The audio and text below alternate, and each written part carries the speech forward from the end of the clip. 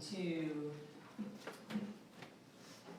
move into that connection, that oneness we have with our soul. The oneness with beauty, the oneness with assurance and acceptance, the oneness with love.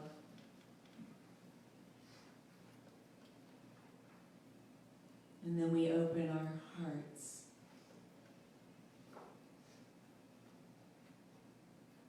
so that the awareness of our oneness with the one flows easily in and easily out, taking us deeper and opening our hearts a little bit more.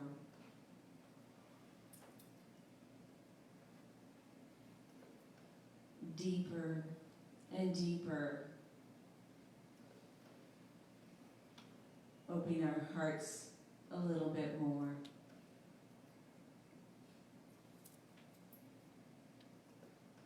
To the presence, to our essence, to our light.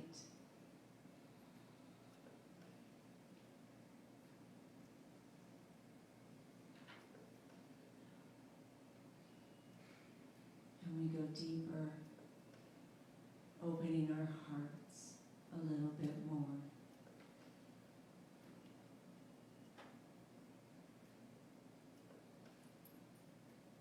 It is here in this inner space that we are filled with light, filled with truth, filled with a knowing of our true beauty, of true compassion.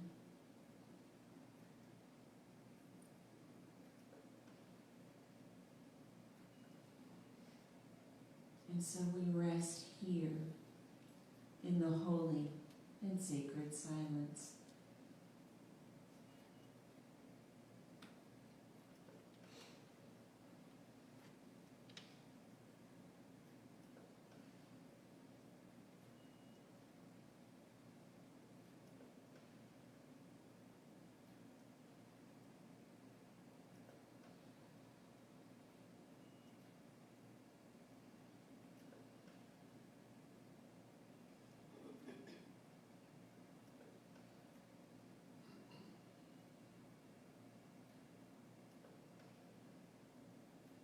We are safe and we are free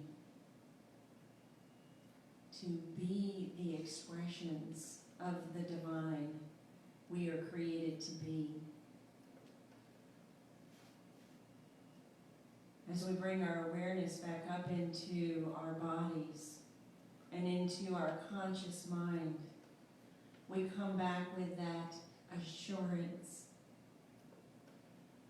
that we are beautiful, we are whole, we are free, we are safe, we are light, we are love, we are compassion expressing. And we come back up into our awareness of our body and the weight of our body and the fullness of life. Coming back up into our awareness of this room and the people around us. Coming back up in awareness of gratitude for spiritual community, for the great reminder of our oneness, for the great reminder of our wholeness, and for the great reminder that it is our destiny to shine our light. Breathing in and breathing out. We come back up into the light of the room, back up into the light of the day, back up into the light of the community.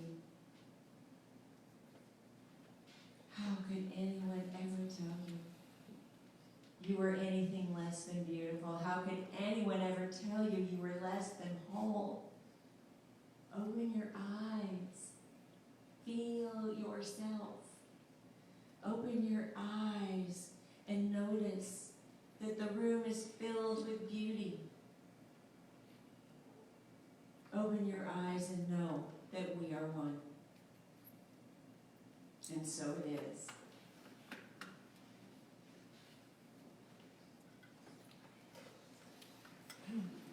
There are some great questions that invite our mind not only to spin, but invite our mind to come back to what's important to us. And the great questions are these. There's 5 of them. What is it? What is this presence that we feel all around us? Who and what are we? Why do things happen the way they happen? How can we communicate or commune with this presence? And what on earth are we to do? So these are questions that every religion has looked at and most philosophical traditions have addressed. And I didn't make them up. I got them out of Ellen Davenport's book, The 5 Principles that she's written for unity. But it is a wonder. It's a way to go deeper. It's a way, these questions are a way to invite us into a broader way of thinking. So what is this presence that we feel all around us? Who and what are we? Why do things happen the way they do? How do we communicate or commune with this presence? And what are we on earth to do? So the Bible addresses these questions beginning in Genesis. It takes a look at the story of Adam and Eve and asks the question, why is life so hard? Why is it so difficult to grow the food that we need to eat? And why, for us women, is childbirth so painful? In addressing those questions, we begin to recognize, or at least way back then, in that stage of evolution of consciousness, we began to think of presence outside us as someone who was tied to, still on, right? Okay, still on. Who is tied to our comfort or our discomfort. And then we began to see relationships at that stage in our consciousness between pleasing the presence or displeasing the presence, and we began to invent things like, well, the sun god must be mad at us today, or perhaps we should sacrifice another virgin. It's where we were in consciousness. And then that branch of religion that we call science, today we call it science, began to answer some of the questions and come up with reasons and explanations that make us feel more comfortable with natural phenomenon. We no longer blame it on the presence. For instance, in 2019, there are going to be, or there already have been, 3 solar eclipses. There was a partial in January, there was a full one in July, and in December, on December 26th, there's going to be an annular eclipse. And I like these. I can't say it's my favorite because how can I have a favorite eclipse? But anyway, what happens is the moon goes in front of the sun. So you see this dark shape that's the moon, and then you see the light of the sun all around it like a ring. It's a very cool thing, and thank goodness we don't have to sacrifice any virgins anymore or turn to the divine to say, please don't make that happen again, or please could you make it happen again. So do we have these big questions in us millenniums later? Yes, we do. We still wonder what this great presence is. But where we are in consciousness, at least where we are in consciousness in unity, we have a statement that we've used for a long time, and the statement is, there's only one presence and there's one power active in the universe, and in my life, God the good omnipotence. I don't know if you've heard that before, or God is good everywhere presence is another way of saying it. I have to tell you, I'm a little bit uncomfortable with the cutting edge discussions in unity and new thought that say we really need to drop the word good. Get rid of the word good. God is. Period. God is. God is. And I don't know which makes us more uncomfortable or is harder for us to wrap our mind around, that there's only good, because that's what we've taught for a long time, that there's only good, and if we wait long enough, we're going to see whatever good there was for us to see in it. So is it hard to wrap our mind that there's only good, even when things look really icky? It's all good. Or is there duality? Or is there no duality? I mean, we think in unity that there's no adversary. And we say God is the source of all good. So when somebody starts saying there is no good, they're also saying there is no bad, and my mind starts to take a journey. Take a journey. Reverend Nikki and I go down to Unity on the Space Coast twice a year to teach SEE classes, and the woman we stay with, her name is Linda.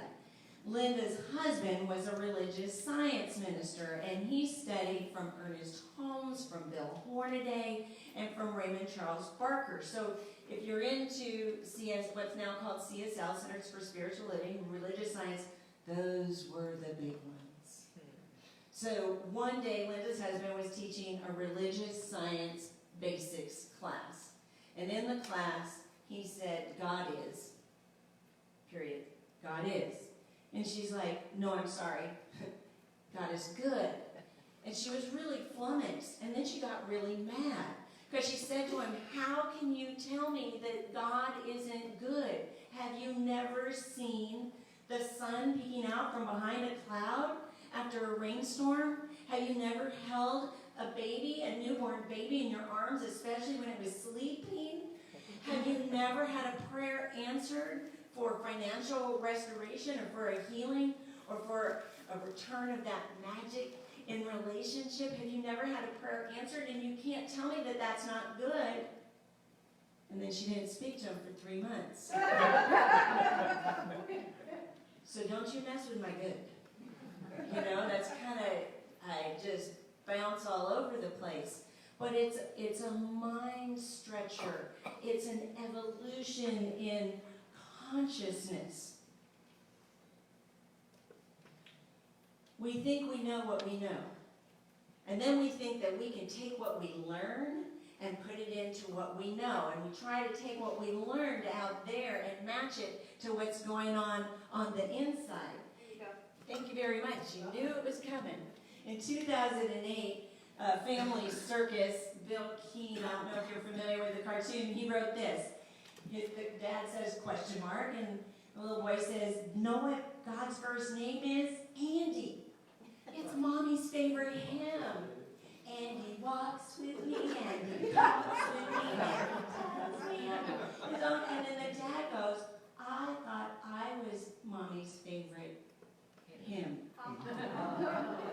But see how we take what we learn out there and we try to make it match what we know in here. We do this even as adults. In the last part of the last century, a group of 24 scholars got together and they decided that they were going to look at 5 Gospels, Matthew, Mark, Luke, John, and Thomas. And they went back together and they found the earliest fragments of scripture that they could find, all written in Greek, and they put them together, and then they retranslated Matthew, Mark, Luke, John, and Thomas.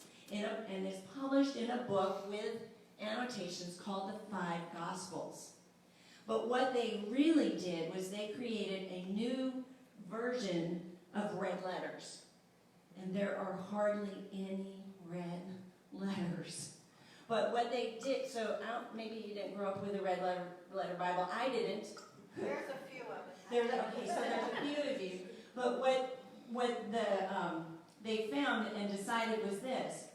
If Jesus undoubtedly said this, or something very like it, it shows up as red. If Jesus probably said something like this, it's in pink. If Jesus didn't say it, but the ideas contained in the statements are in alignment with Jesus' other teachings, then it's in gray, and then the rest is in black. Jesus flat out did not say it because it did come from a later time in history or belong to a different tradition. So you won't be surprised to recognize or learn, or maybe you already knew, that there isn't very much red left in Matthew, Mark, Luke, and John. I don't mind, except that some of my favorite things are actually in black. Another thing for me to move through. So in the book of Matthew, there's actually a bit of gray and some pink and even some red. In the Sermon on the Mount, there are 8 Beatitudes, none of which are red, 3 of which are pink, 1 of which is gray, and the rest were in black, which is okay because they can still irritate us nonetheless.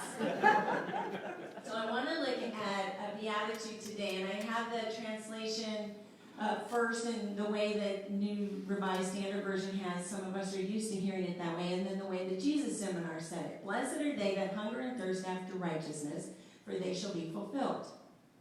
Or, congratulations to those who hunger and thirst for justice. They will have a feast. I like that one. Yeah, when these 24 scholars got together, they looked at that word blessed, and when they looked at all those different Greek words, the predominant translation turned out to congratulations. Congratulations, you're poor in spirit. Congratulations, you're mourning. Congratulations, you're hungry. Congratulations, it's like Mazel Tov, right? Congratulations. It doesn't feel good, and it doesn't feel right, but Jesus was here to provoke our thinking. Why? It's a rhetorical question. Why? Because he wanted to knock us off kilter. He wanted to interrupt our habitual thinking. He wanted us to stop and take a look at the beliefs that we're holding and ask ourselves, are these beliefs supporting my spiritual growth? Are these beliefs that I'm holding supporting my spiritual unfoldment? And are the beliefs that I'm holding inviting me to be the mindful creator that I want to be? Are these beliefs inviting me into creating the life that I have? Or do I want to be knocked off kilter and rethink my thinking so that I can create a different kind of life? I think a lot of us know what being hungry and thirsty is like. For instance, it's a weekday afternoon at 2 o'clock, and we usually eat lunch at 11:30. Our bodies might be hungry. Or if we worked really hard in the garden. The garden, that was such a beautiful, beautiful song about Luther. Working in the garden, if we've been working on the garden or taking that long walk on the beach on a hot summer day, which are not quite as plentiful now, it's a little tiny bit cooler. But we know what it's like. Our body knows what it's like to be thirsty. So we have an idea of what that urge or that feeling or that desire is in our bodies already. There's a story about an Indian mystic, and the way he taught this beatitude was to take a student down to the river. And he would take the student down to the river and tell the student, get down on your knees, and then he'd grab the student's head and he'd dunk it in the river, and he'd hold it under the water, and he'd hold it under the water, and he'd hold it under the water. And finally, he would let the student up, and he would ask the student, what were you thinking? What did you want more than anything? And the student, every time, would reply, air. I wanted air. To which the teacher would say, when you want God as much as you want air, you will be fulfilled. Isn't that a good one?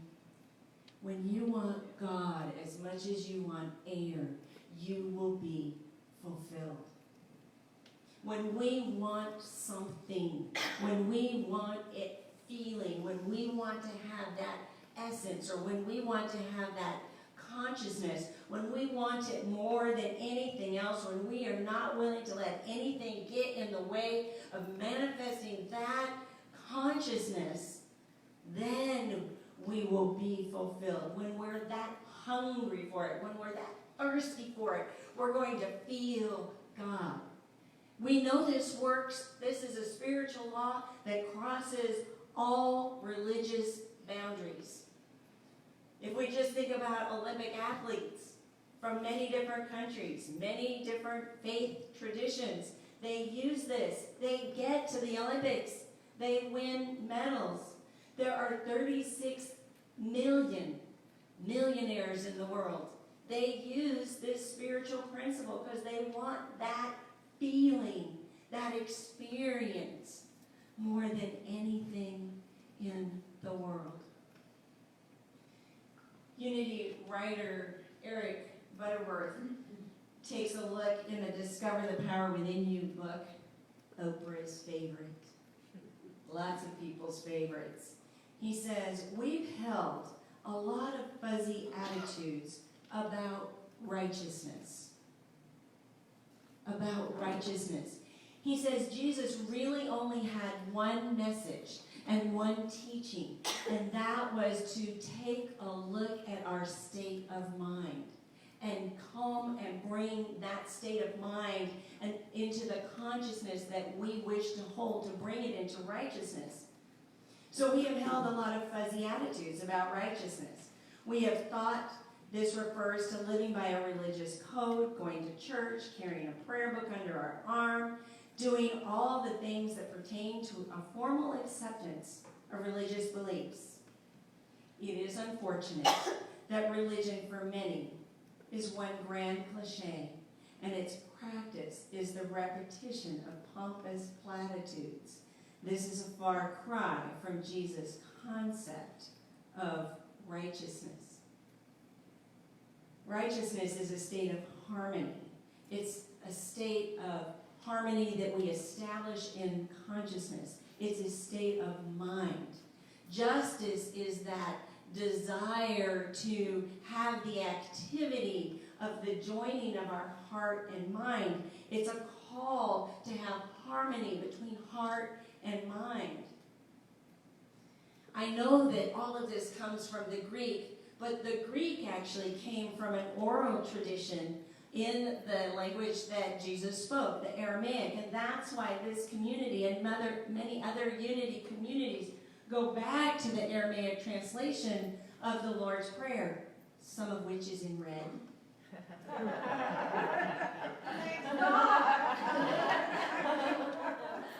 And pink, and gray, and the last little bit's in black. But anyway, but that original Greek came from an oral tradition of Aramaic. And in Aramaic, there's a word called kenutha. And it's really actually, it represents more than a word. It represents a whole concept. So the whole concept is righteousness, it's justice, it's piety, and wait for it, godliness. Godliness.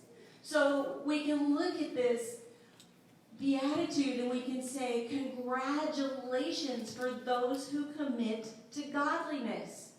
It's not quite so provocative that way. It makes total sense. Like, I can feel good about committing to godliness. I can feel really good about that after I had to get stretched and dragged over the rocks and dumped down a waterfall and do all the things that you do when you go whitewater rafting. I can feel good. Congratulations to those who commit to godliness. In metaphysics, in unity, we look at everything as now. The time is now. We are the place. We are the people in the story. So the time to congratulate ourselves for our commitment to godliness is now, October 13th, 2019. It is now. We are Jesus. We are that full expression of the divine. Take a breath. Because we are the Sermon on the Mount. We are that provocative wisdom that's going to stretch our thinking, that's going to interrupt those habitual patterns, that's going to make us go, whoa, wait a minute, let me think some more on how I want to be a mindful creator. And we are the mountain. We are that high plane of consciousness. This is how we manifest. This is how we demonstrate. This is how we fill ourselves up with our godliness. A year ago, Nikki and I went down to the Southeast Region Conference, which is where I'm going to go after I'm with you today. But we got to spend time with the Peace and Justice Center from Valencia College in Orlando, Florida.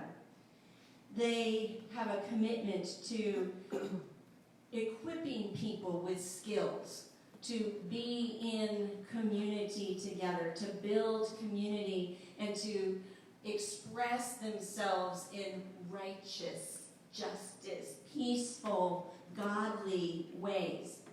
They publish a list of 13 practices.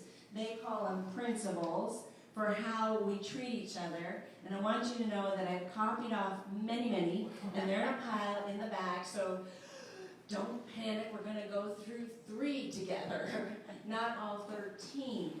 But I find these skills so helpful for me to commit and to recommit to my own godliness, because I have a commitment to expressing godliness in community, just as your presence here today is evidence of you have a commitment to expressing your godliness here in community. So the first one is create a hospitable and accountable community. We all arrive in isolation and need the generosity of friendly welcomes. Bring all of yourself to the spiritual work in this community. Welcome others to this place and this spiritual work, and presume that you are welcomed as well. Hospitality is the essence of restoring community. So are you interested in being this kind of mindful creator and creating mindfully a community that is hospitable and accountable? Yeah. And if so, how do you do it? We have a woman in Wilmington, her name is Sue Gallagher, and she will walk around, and when she sees somebody she doesn't know, she'll say, do you want to come sit with me? Do you want to come sit with me? Isn't it amazing to come in the room and have somebody say, do you want to come sit with me? It's like, oh, yes, I'm likable. It's evidence that I'm likable. So what do you say, and how are you in welcoming people into your community? Number 3 is, I skipped number 2. Create an advice-free zone. Replace advice with curiosity as we work together for peace and justice. Each of us here is to discover our own truths. We are not here to set someone else straight, to fix what we perceive as broken in another member of the group. Okay, see, I told you they got harder. But not really.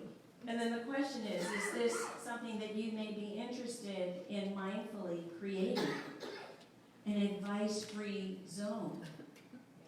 The truth that we want more than air is to know that we are whole. That's the inside knowing. And we want to be filled with that truth more than we want to be filled with air, more than we want food, more than we want anything. We want to know that we're whole. And we're not broken, even though sometimes we feel like it.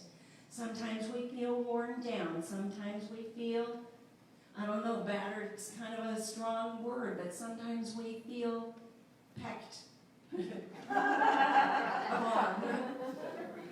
Pecked, yeah, that's what we feel. That's what we feel sometimes. But returning to our truth, coming into right alignment with our truth that we need more than air, is that we're whole and we're perfect just the way we are. Michael gets that, the little kid who shared, he gets that. No exceptions. You got it right up here. God bless the whole world. No exceptions. We are all whole. And I think it's really hard to be in community with people that we know and that we love, that we see doing something that they shouldn't be doing, or having an attitude that we think they ought not to have, or that they're making some kind of decision that we think they might not should be making. That's really good Southern English. Oh, it's happening. It didn't take long. It didn't take long. It's 5 years, and I've been saying y'all for a while. But maybe.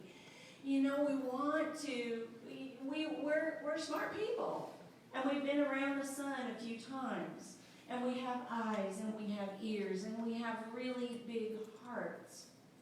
But I think the most empowering question that we can ask someone who we see making those decisions, or thinking those thoughts, or saying those words, or doing those things, is by asking this question: is there anything I can do to support you? Is there anything I can do to support you?